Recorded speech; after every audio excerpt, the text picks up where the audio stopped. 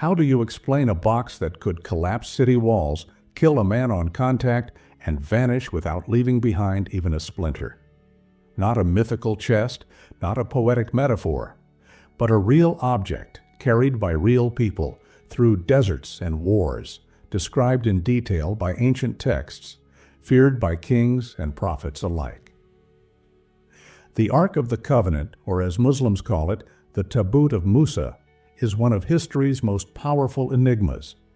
And now, in 2025, a newly declassified CIA cable is dragging it back into the spotlight. The cable didn't use the word Ark, but it didn't have to. Buried in a dry intelligence report, one phrase jumped off the page: unexplained emissions radiating from sealed relic highland region of Ethiopia. Since that leak, digital detectives across X, TikTok, and obscure forums have been connecting dots faster than governments can erase them. Why Ethiopia? Because for centuries, a small Christian monastery in Axum has claimed to guard a veiled chest, hidden behind locked doors, touched by no one, and protected by a single monk who never leaves its side.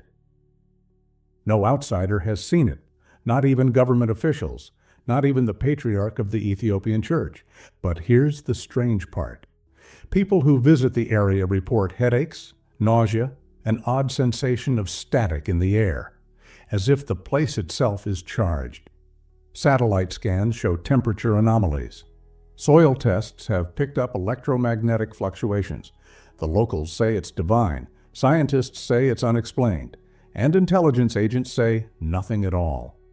Wherever this ark is, or whatever it is, it's not just a symbol, it's something that responds to presence, something reactive. And if ancient texts and modern reports are both telling the truth, we might be dealing with a relic that isn't just alive in our myths, but still alive in the physical world. Which raises a terrifying possibility. What happens if someone finally touches it again? God's blueprint or high-tech capacitor? Why would a holy relic need gold plates, acacia insulation, and precise rings? Unless the Ark of the Covenant wasn't just a sacred chest, but an engineered object with specific electrical properties. It's easy to overlook the technical aspects buried in religious texts. But when you look at the instructions given to Moses in Sinai, they read less like poetic inspiration and more like a prototype from a divine engineer. Acacia wood isn't just symbolic. It's naturally resistant to decay, a perfect insulator. Gold isn't just beautiful, it's one of the best conductors on earth. And the cherubim on top? They don't just add majesty, they form two symmetrical terminals. In modern engineering, this is the foundation of a capacitor. Some theorists argue that the Ark operated like a Leyden jar, a device that stores static electricity, not metaphorical power. Real energy. Tests run by experimental physicists have shown that a replica built to biblical specs could theoretically hold a charge of up to 600,000 volts if properly triggered. That's enough to kill on contact. And the mercy seat gap between the cherubim might act as a spark gap, releasing arcs of plasma, those dramatic flashes described by ancient priests as the voice of God, speaking from between the wings. It's even possible that such arcs produced a sound frequency deep and strange enough to evoke terror or awe. Online forums, especially Reddit's RR Conspiracy and ER Biblical Tech, are buzzing with debate. Is this proof the Ark was a weapon, or something even more advanced, like a transmitter, a scanner, or a power source from a time we can't comprehend? Because the more we compare its design to modern tech, the more it begins to resemble a machine rather than a box. And maybe that was the point all along. What we called sacred might have always been science, cloaked in ritual, hidden behind fear. Battlefield Laser of Jericho. Have you ever questioned how a trumpet sound could bring down an entire city? The fall of Jericho has baffled historians for centuries, but what if the story wasn't a miracle in the poetic sense, but an experiment in frequency, vibration, and destructive sound? According to both the Bible and the Quran, the ark was present when the Israelites circled Jericho. For 6 days, they walked silently around the city walls. On the 7th, they blew trumpets, and the walls crumbled. That sounds like legend until you speak to acoustic archaeologists.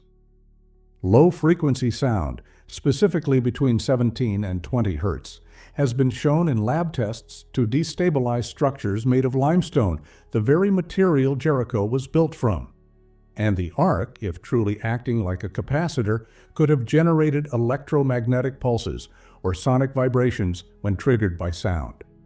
In other words, the trumpet was not the cause, it was the key to activating something else. Modern military weapons using sonic resonance have shown similar effects: confusion, nausea, even structural damage.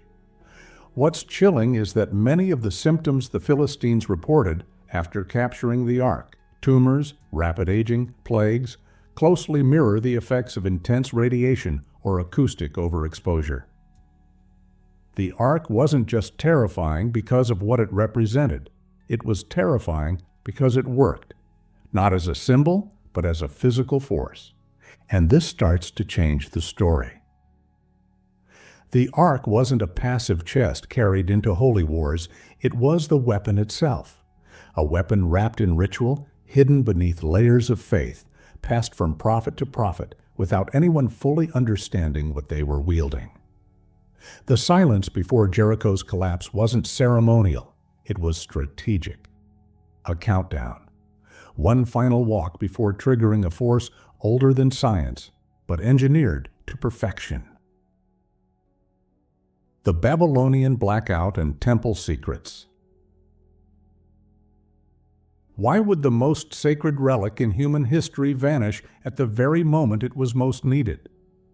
In 587 BCE, when Babylonian forces stormed Jerusalem, looting the city and destroying the first temple, something strange happened. There was no record of the Ark of the Covenant being taken, no spoils, no fragments, no mention in the long lists of treasures plundered. It was simply gone, as if it had never existed at all. But too many clues suggest otherwise. In the 19th century, British officer and explorer Charles Warren descended beneath the Temple Mount, navigating narrow, dangerous shafts now sealed from the public. What he found, or more importantly, what he wasn't allowed to report, sparked rumors that certain chambers had been deliberately blocked with stone. He was halted abruptly, and not by rockfalls, by design. Fast forward to 1981. Rabbi Yehuda Getz, chief rabbi of the Western Wall, claimed to be within meters of the true chamber of the Ark after clandestine tunneling efforts near the Temple Mount. But just before breaching the final barrier, the Israeli government shut down the dig. What made them intervene? Eyewitnesses say there was panic underground. Lights went out, tools malfunctioned. Some even whispered of physical illness, again echoing the old tales of those who came too close. Today, excavations under the Temple Mount are nearly impossible. Political tensions, religious sensitivities, and legal restrictions make it the most protected square of Earth on the planet. But that's not the full story. In classified files and whispered rabbinical commentaries, there's a repeated pattern. The Ark must remain hidden until the appointed time. It's not about secrecy for secrecy's sake. It's about prophecy. And if that prophecy is tied to the return of the Ark, the rebuilding of the temple, or the rise of a new spiritual era, then the silence beneath Jerusalem isn't accidental. It's strategic, as if the city itself is holding its breath, waiting. Worldwide wildcard sightings. How do you prove something exists when everyone who finds it either vanishes, retreats in fear, or is forbidden to speak? The Ark's vanishing act after Babylon didn't kill the legend, it only multiplied it. Over the centuries, it has reappeared in whispers and fragments all across the globe. But these sightings aren't random. They follow patterns guarded by silence and cloaked in ritual.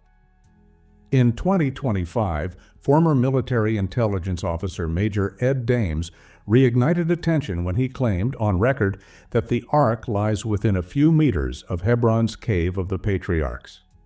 The statement was dismissed by officials, but quietly, independent researchers compared Dames' coordinates to a newly released subterranean map. One cavity, previously undetected, sits right where he said it would. Then there's Ethiopia. In Axum, a solitary monk guards a veiled object in the Church of Our Lady Mary of Zion. No one is allowed to see it, not even the nation's president.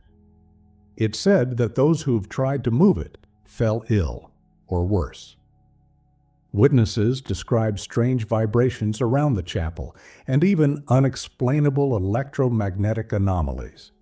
They don't call it a legend, they call it real. Meanwhile, stories persist from Oak Island in Nova Scotia. Long connected to the Knights Templar, the island's hidden vaults and booby-trapped tunnels are said to house an object of unspeakable power. Local lore links this object to a midnight shipment across the Atlantic, dispatched by Templars fleeing Europe with something too sacred for Rome to possess. Despite all these leads, one thing unites them: a refusal to offer definitive proof. Every site has guardians, every claim comes with limits, and every attempt to reveal the Ark to the world ends in sealed doors, political denials, or unexplained events. Maybe it's because the truth is too dangerous, or maybe it's because the Ark doesn't want to be found. The Copper Scroll and the Coded Map. How do you hide something the size of a chest in a land scanned by satellites, combed by archaeologists, and desired by 3 global religions? You don't just bury it. You encode its location in a puzzle no one can solve unless they're meant to. That's exactly what many believe the Copper Scroll was designed to do. Discovered in 1952 near Qumran, this unique Dead Sea Scroll wasn't ink on parchment. It was etched onto brittle sheets of copper. Why? Because what it contains isn't philosophy or prophecy. It's directions. 64 of them, each one pointing to treasure buried across the ancient Holy Land. But some researchers believe one of those treasures isn't gold or silver. It's the Ark. Jim Barfield, a former fire investigator turned scroll decoder, spent years tracing its clues using aerial maps, ancient texts, and ground-penetrating radar. His findings lit up underground anomalies near Qumran and other known biblical sites. Then, just as his team was preparing to dig, Israeli authorities shut everything down. Within days, the area was covered in concrete. No reason given. Just another blank wall. And yet, technology isn't standing still. In 2024, tourists using handheld LiDAR scanners at a nearby location unexpectedly triggered signals revealing unexplored voids under Jerusalem. Patterns, shapes, and densities began to suggest structures, rooms, shafts, even what looks like stairways buried beneath layers of untouched rock. AI software analyzing these scans flagged one area in particular, a void within the correct dimensions of the Ark's chamber, just beyond the current reach of legal excavation. So we're left with this: a copper scroll too fragile to move, but too precise to dismiss. A data-driven treasure map, written by hands long gone, that leads again and again to places where authorities say, you can't dig here. But why not? Why, after all this time, are we forbidden from even checking? It's not about treasure anymore. It's about truth, and whether we're ready for what we might find. Because the moment that lid is opened, if it ever is, humanity might cross a threshold it can never come back from. Apocalypse or ascent? If the Ark of the Covenant reappears, what happens next? Is it just a historical marvel, another trophy for a museum shelf? Or does its return activate something ancient, something humanity isn't prepared for? Religious prophecies across Judaism, Christianity, and Islam point to a terrifyingly unified answer. The Ark's reemergence marks the beginning of the end, or the beginning of something greater. In Jewish eschatology, the Ark must be present for the third temple to be built in Jerusalem. No temple, no Messiah. But once it's built, that triggers the Messianic age. Christians tie the Ark to the second coming, the day Christ returns to judge the world. And in Islamic belief, the Ark, known as the Tabut, will return with the Mahdi, the guided one, to restore justice before the end times. 3 paths, 1 object, 1 moment. Could this explain why governments stall every serious excavation? Why military satellites flag underground anomalies but keep the data sealed? Why monks, rabbis, and intelligence agencies all seem to be watching the same object, but from behind locked doors? There's something chilling in that silence. It's not ignorance, it's intention. As if they know the Ark is not just a piece of history, but a key. And unlocking it might be like striking a match next to a leaking gas line. It could unite humanity, or tear it apart. It could release wisdom we've long forgotten, or awaken forces we can't control. So the final question isn't whether the Ark is real. The evidence, the testimonies, the sealed tunnels, all of it points in one direction. The real question is, are we supposed to find it? Because maybe the Ark is more than a relic. Maybe it's a test, one humanity has waited thousands of years to face. And when that test comes, when the forbidden chest is finally opened, it won't just tell us what's inside. It will tell us who we truly are.